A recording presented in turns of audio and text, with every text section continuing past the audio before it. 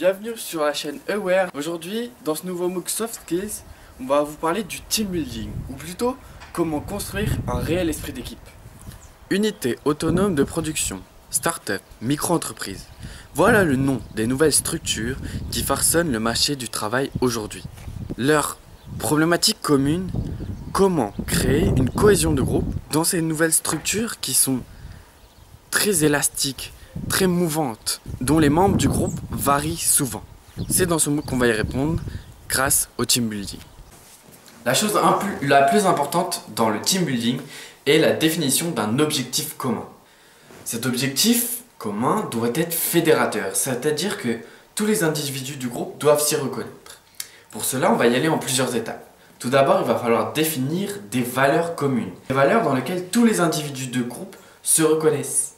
Ensuite de ça, on va passer aux leaders. Alors comment on peut définir des leaders dans un groupe? C'est assez simple. Soit il y a des leaders sociométriques, c'est-à-dire des leaders qui fonctionnent au charisme, qui mettent d'accord tout le monde d'un seul coup et c'est assez naturel. Ou alors on va pouvoir élire des leaders plus institutionnels, par le vote, par la hiérarchie, etc. Et la chose la plus importante dans la définition de cet objectif commun, c'est que cet objectif permette d'avoir des bénéfices pour tous.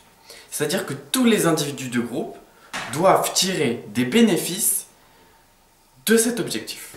Après avoir construit cet objectif commun et défini cet objectif commun ensemble, la seconde partie va être de créer sa cohésion. Comment faire pour que ce groupe marche sur la même ligne, dans le même sens, avec la même énergie? Pour cela, il y a différentes petites choses à mettre en place. Tout d'abord, travailler sur la construction d'un nous commun.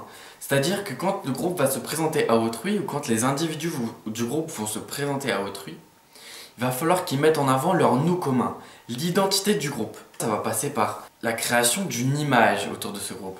Ça peut être des logos, des valeurs fortes mises en image, des couleurs, des choses comme ça. Ensuite, il va falloir définir les rôles de chacun au sein de ce groupe. Ce qui permet d'avoir une meilleure fluidité, notamment dans la communication et également dans la cohésion. Pour pouvoir définir les rôles de chacun, la chose primordiale est de travailler sur la connaissance de chacun des individus du groupe. C'est-à-dire que chaque individu dans le groupe doit avoir connaissance de la composition entière du groupe. Et ça demande de rentrer un petit peu dans l'intimité des personnes et des individus. Voilà, c'est la fin de cette explication un petit peu théorique de comment on construit une identification de groupe ou une cohésion de groupe. Maintenant, on passe à la partie un peu plus pratique. Qu'est-ce qu'on fait en réalité pour construire un groupe?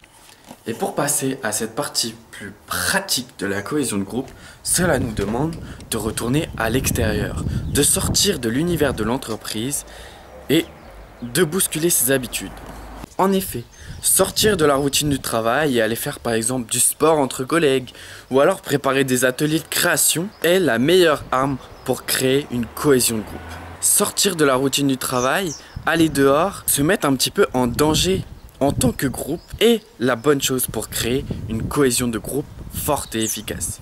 Une phrase que j'aime piquer au monde sportif est « les échecs rendent plus fort » est particulièrement appropriée à notre situation. Dans le team building, il n'y a pas de secret.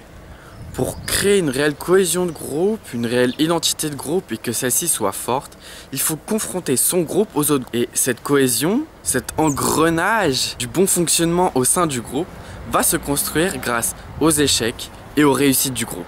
C'est en échouant et en gagnant ensemble que l'on consolide un groupe.